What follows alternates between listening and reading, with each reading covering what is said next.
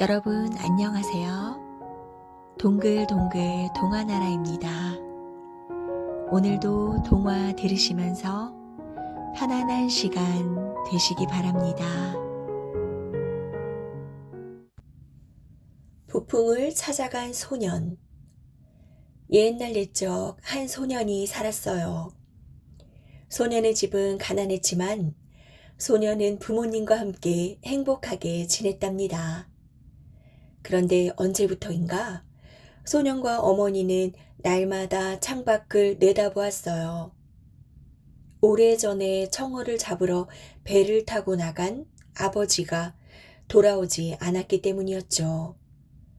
소년은 아버지가 돌아오기를 간절히 바랐어요. 아버지가 계실 때에는 언제나 소금에 절인 청어가 넘쳐났는데 이제는 다 떨어지고 말았어요. 옥수수 가루도 바닥이 났어요.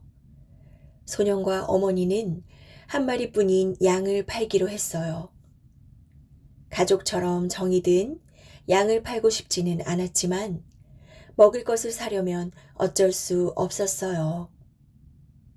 소년이 양에게 말했어요.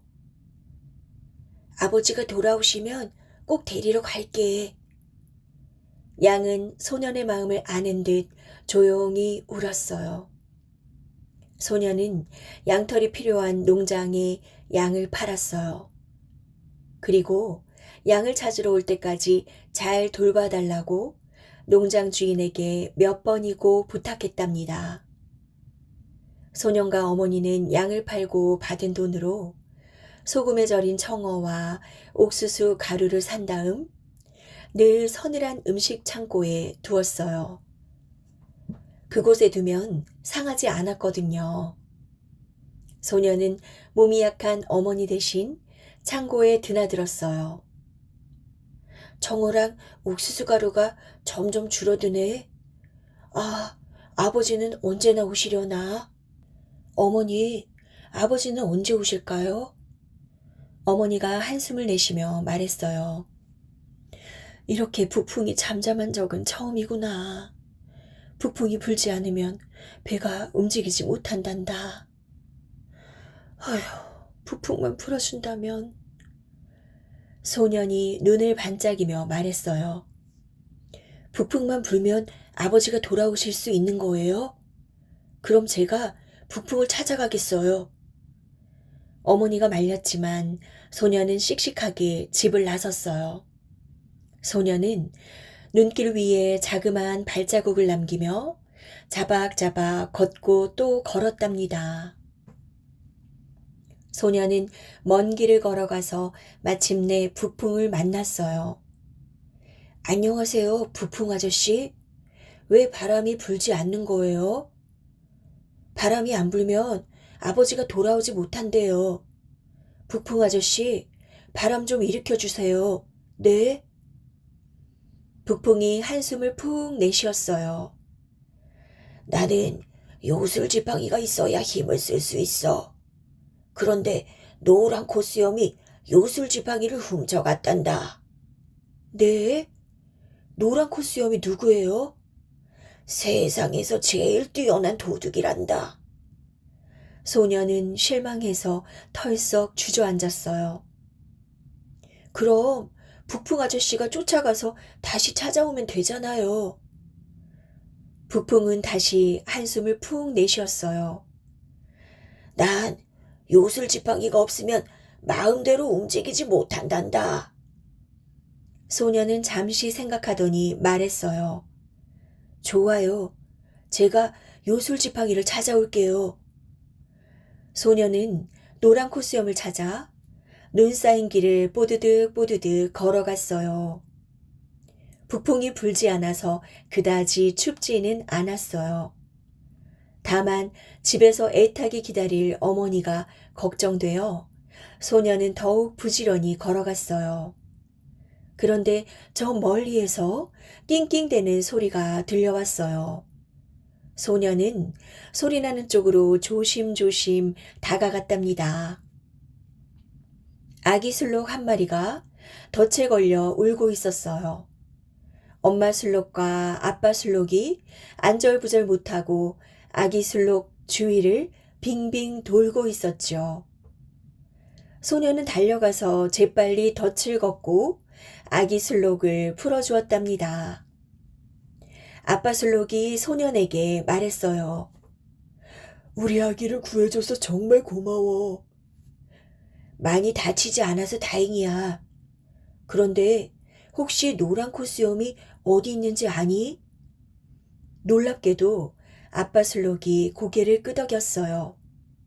아, 정말 잘 됐다. 나를 노란 코수염에게 데려다 줄 수 있니? 아빠 술록은 소년을 등에 태우고 바람처럼 빨리 달려갔어요. 저기 보이는 작은 집이야. 네가 휘파람을 불면 바로 달려올게. 소년은 작은 집에 문을 두드렸어요. 험상궂게 생긴 노란 코수염이 고개를 쑥 내밀었어요. 길을 잃어버렸어요. 춥고 배고파서 쓰러질 것 같아요. 하룻밤만 묵고 가게 해주세요, 아저씨. 노란 코수염이 고개를 저었어요. 말도 안 되는 소리. 썩어지지 못해. 소녀는 두 손을 모으고 부탁했어요. 제발 부탁이에요. 그 대신 집을 깨끗이 청소해 드릴게요. 노란 코수염은 잠시 생각해 보았어요. 좋아. 음식도 차려놓아야 해. 소녀는 노란 코수염의 저녁을 차리고 집안을 깨끗이 청소했어요. 음식을 배불리 먹고 나자 노란 코수염은 기분이 약간 좋아졌어요. 이거 참 성가시게 됐군. 하룻밤 재워준다고 별일이야 없겠지. 노란 코수염은 슬쩍 소년이 자는 방을 들여다보았어요.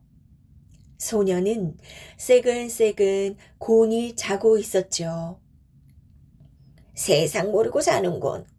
그래도 조심해야지. 노란 코수염은 마음을 놓을 수 없었어요.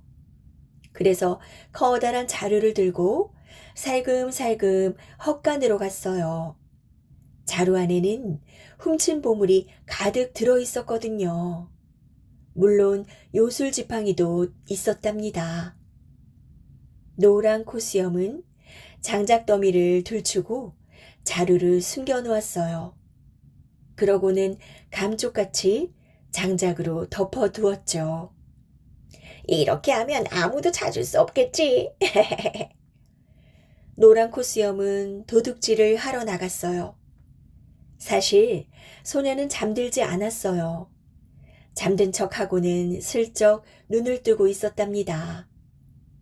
소녀는 노란 코수염이 문 앞을 지나가자 몰래 뒤따라갔어요.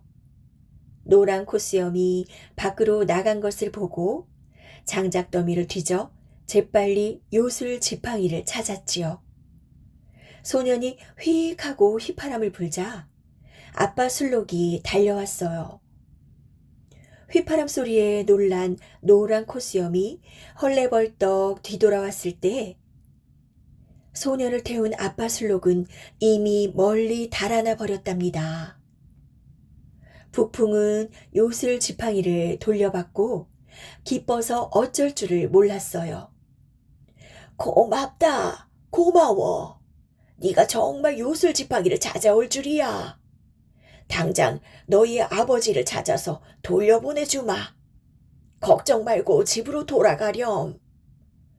소녀는 즐거운 마음으로 집으로 돌아갔어요.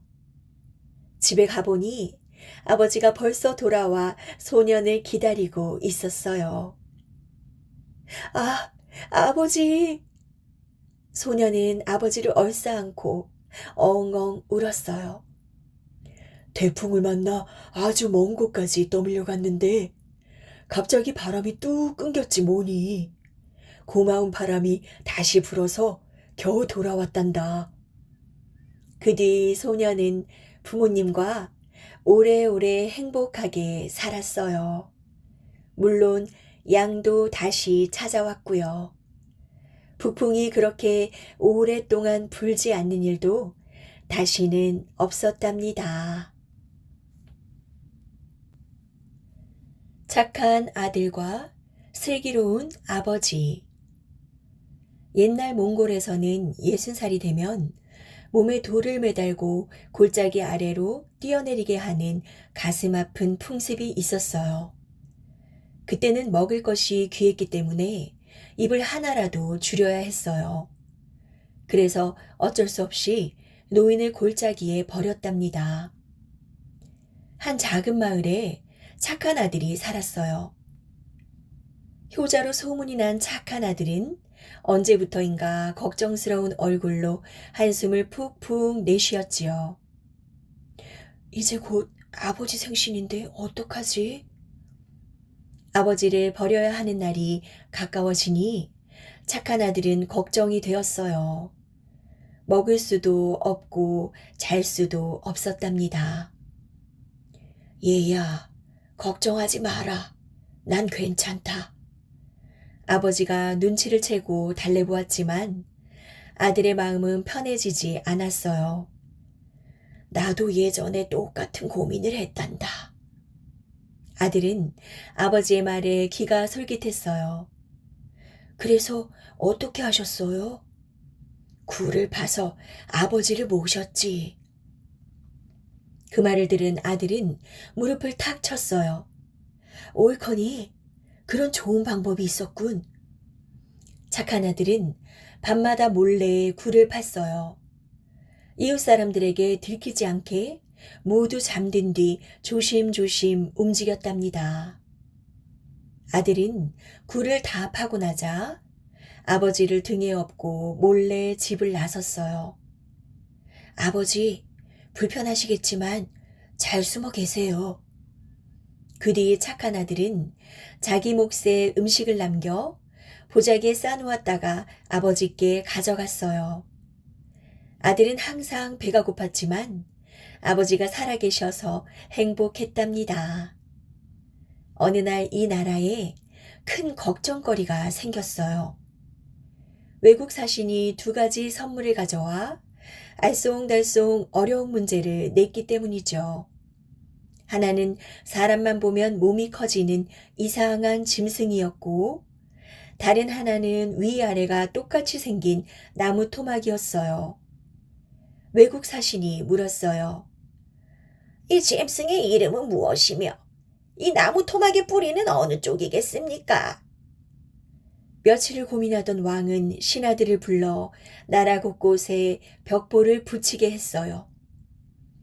이 문제를 널리 알려서 맞히는 자에게는 높은 벼슬을 주고 공주와 결혼시킬 것을 약속하노라. 많은 사람들이 궁전으로 몰려들었지만 답을 맞히는 사람은 없었어요. 착한 아들도 그 이야기를 들었어요. 날이 어두워지자 아들은 아버지에게 갔어요. 외국 사신이 낸 문제를 들은 아버지는 빙그레 웃으셨어요. 내가 시키는 대로만 하면 그런 문제쯤이야 쉽게 풀 수 있을 거다. 다음날 새벽 아들은 서둘러 시장으로 갔어요. 이곳에서 제일 큰 고양이를 주세요. 착한 아들은 아버지가 일러주신 대로 커다란 고양이를 구했어요. 아들은 고양이를 품 안에 넣고 궁궐로 갔답니다. 한참을 기다린 끝에 착한 아들의 차례가 되었어요. 아들은 나귀처럼 생긴 이상한 짐승에게 조심조심 다가갔지요.